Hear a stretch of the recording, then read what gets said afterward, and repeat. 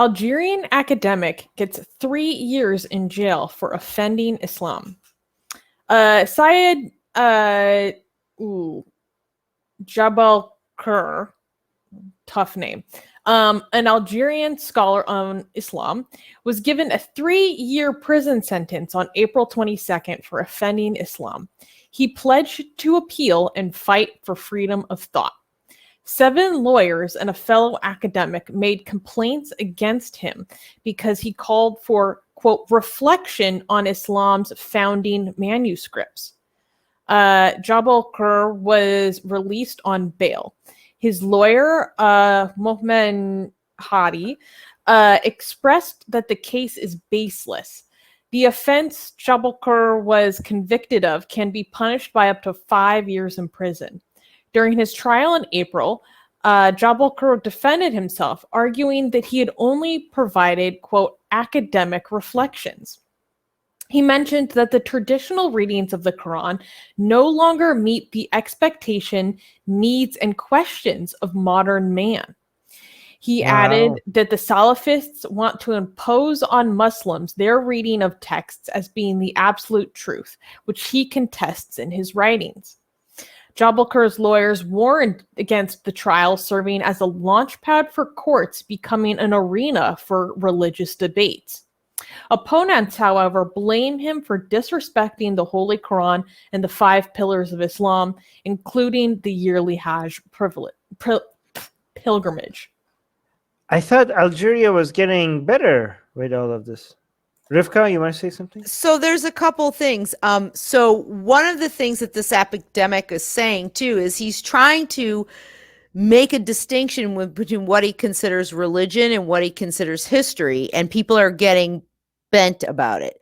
So some of these academics and lawyers who complained against him said everything in the Quran is history with a capital H, so to speak. Like, there is no difference. But he is attempting to say, like, look, there is. And so one of the things that he got in trouble for was he drew this comparison between the Eid sacrifice of the sheep and the Berber New Year, which was predating Islam, and so just the discussion of this historical aspects of the country. Historical pagan aspects. Right. Not just, but pagan aspects, it is getting him in trouble because they're telling him, like, no, everything in the Quran is actual history, which is very similar to a lot of the evangelicals in the United States, that's the real history, in the Bible. And he also is saying that, he's not an imam, he's a professor. And so, that's more of his trying to say, like, look, I'm putting religion here and I'm talking about history, that they're separate things. Hey guys, if you're a fan of Blasphemy and Sexy Kali, like me, then that means that you probably want more Blasphemous Art. Well, I have good news for you. If you subscribe to our newsletter, link in the description below, then you get a free booklet of some of the tastiest Blasphemous Art available today. So, if you want some of this delicious blasphemy, and we're so generous that we update it for you guys weekly for free, all you have to do is sign up for our newsletter below. You can also go to blasphemousart.com/ebook. That's blasphemousart.com/ebook. Sign up with your email, and you get free gifts of this tasty blasphemy. What could be better? So make sure you sign up. Link below. So I thought that was kind of interesting that he was really trying to make that distinction, but it's not going for a lot of the people. They're trying to blur that distinction that he's making. And, Algeria has this 144 penal code, which they've used to crack down on dissent and protest. And that's actually what they, are using to sentence this guy. Mm-hmm. So I just want to say to people who say that maybe you should be more polite, maybe criticize Islam in a non-offensive way. All right. Well, this guy tried that, and he got a 3-year jail sentence. Right? Like, it doesn't really matter to some of these people how you criticize Islam. The mere audacity to even try look at Islam in he an was just objective giving way. like his analysis. Right. Offensive 3-year jail sentence. Like, this is not like somebody that comes out and says, like, swears at Muhammad, rips out the Quran like we did. No, right? This is guy like, hey guys, I know you guys have your religion. I just want to analyze this objectively from an academic perspective. Offensive 3-year He's sentence. a specialist on Sufi Islam, an He's academic, yeah. and people are criticizing him because he does not, or he got in trouble because he is not taking the Quran itself as a historical document. That's what Right. that's what they expect of him. Right. And I would like to point out too also that this law that he's being charged under, it was apparently a 1990 law. Okay. So this is not something that's been going back, hundreds of years. This is very new. Right. And guys, this is an actual Islamic scholar, right? Like, from academia, because usually when a lot of traditionalist Muslims tell you Islamic scholar, I always do the scholar in air quotes, because they just like, they're scholar in a way that somebody believes in witchcraft and thinks that they're studying spells on how to do the best spells, that the way that those people are scholars, like maybe in Hogwarts, right? So when you hear Islamic scholar, you have to be skeptical. What do you mean Islamic scholar? Are you talking about people that went to theologians? They're referring mostly to theologians that are taking Islam actually seriously as a religion, right? The word scholars should not be wasted on those people, right? So when Muslims tell you like, oh, we don't know, refer to an Islamic scholar, they're not actually using scholar in a proper way, right? This guy is an actual Islamic scholar. These are the people who are studying Islam from an academic, from an objective, from a historical perspective, right?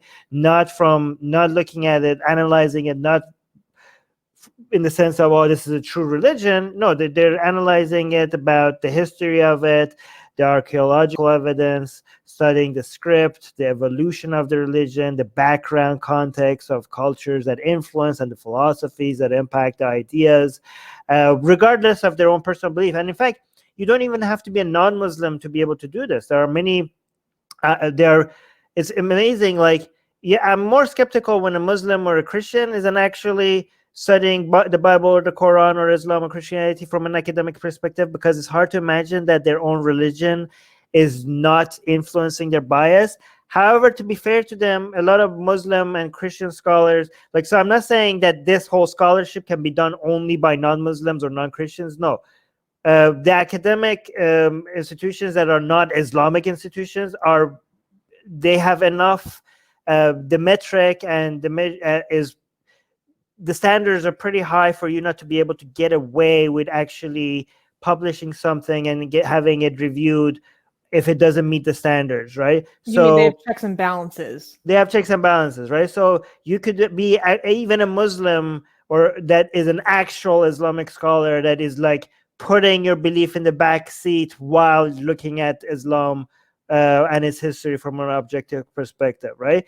But again, these are not the theologians, like the people who go studying, Islamic schools in Medina or in Al-Zahra University or in Qom or in Najaf. Those people are jokes.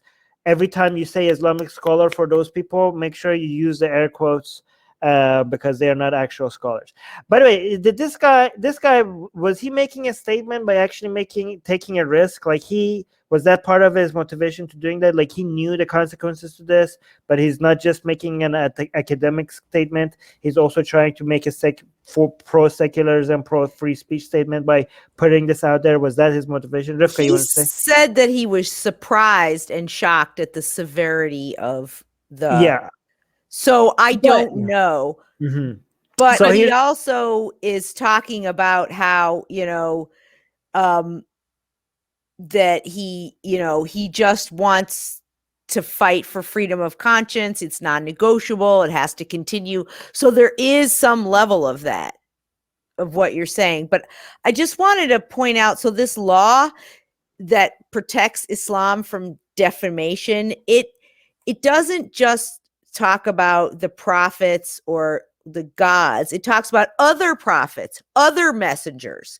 So if you were to insult, say, Miriam or, Moses, even, and then it also says that the precepts of the religion are protected by this law, whether that you're doing it through writing, through drawing, declaration, or any other way. So anything you say or do or draw or, create art, anything that if in any way at all goes, supposedly offends the precepts or any prophet or any messenger.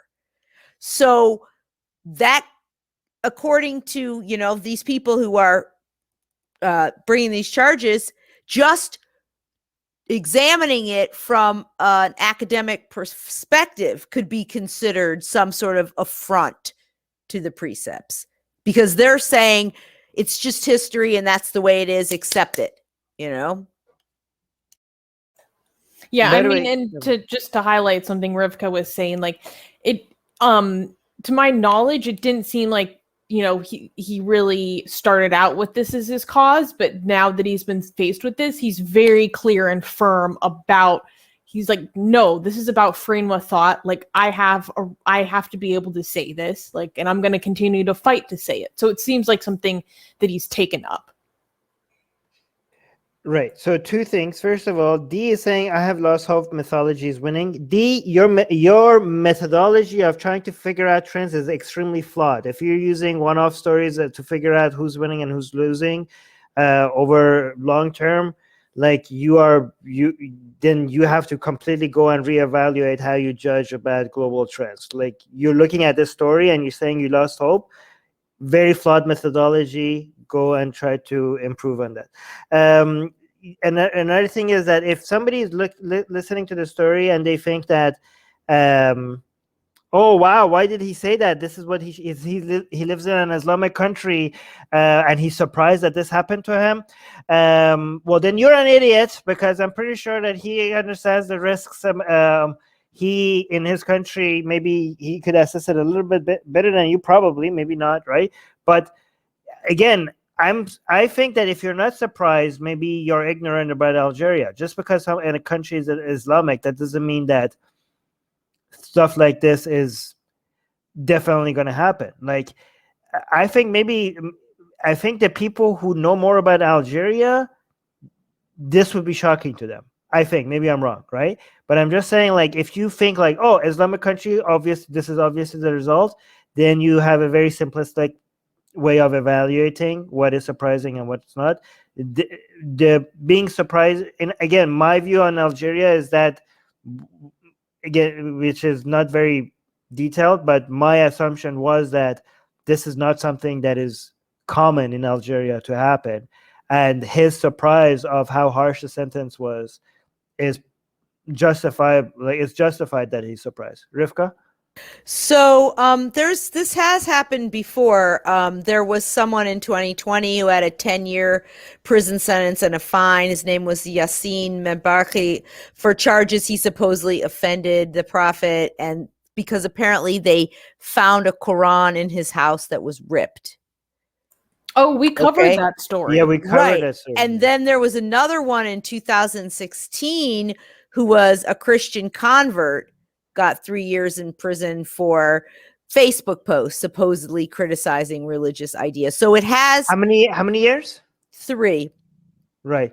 So So it those has were some precedent, but it's not something that That's you it. hear about like in Pakistan, like, every day, every week, and those were more direct intentional offense. Like, I think, like, what is surprising about this is that this professor, right? Am I saying it right? or is he a professor? Yes. Well, he's an academic. I'm not sure. He's a scholar. This scholar, like he's specifically, like it was so obviously not intended for offense. You know what I mean? Like those other situations in Algeria where they got like reactions. One of them was ripping at the Quran. The other one like made a Facebook post, was like directly confrontational. This guy was like, yeah, I'm academically analyzing this in a very objective and non-offensive way. So I think like maybe there wasn't a precedent for something like this to get such a harsh sentence in Algeria. Maybe that's why he found it surprising. Do you think that's fair, Rivka? Well, except for the recent story of Yassine, I can't remember his name. That wasn't intentional.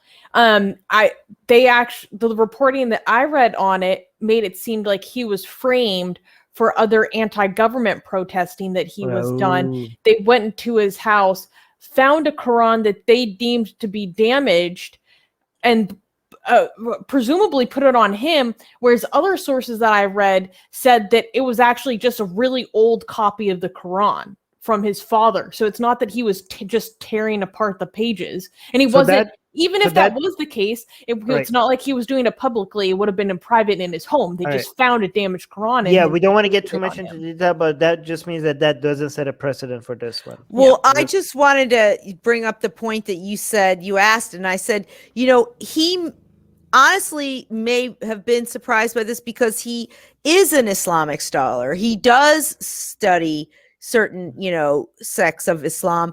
He's looking at it from an academic perspective. I think that maybe that surprised him, that perhaps he thought that talking about the history, or as you were saying, the evolution of the religion itself was not the same as maybe saying defamatory things or Facebook posts, or, that because he's an academic, that maybe that gave him some veneer of protection, and apparently it does not. Yeah. So yeah, very good point. But what I'm saying is that his surprise is justifiable, regardless of some idiots thinking that, oh no, it's an Islamic country, he should not have been surprised. I think his surprise is justified. You want to read this before we go to the next news? No, that'll send us down another rabbit hole. Okay, no. Hey guys, YouTube has fully demonetized our channel for supposedly hateful and harmful conduct, without telling us what we did wrong. If we get to 1,000 patrons, we will be able to keep paying all our team, our editors, our artists, without ever having to worry about monetization again, which would be amazing. Yay! So please support Atheist Republic on Patreon. Link in the description below.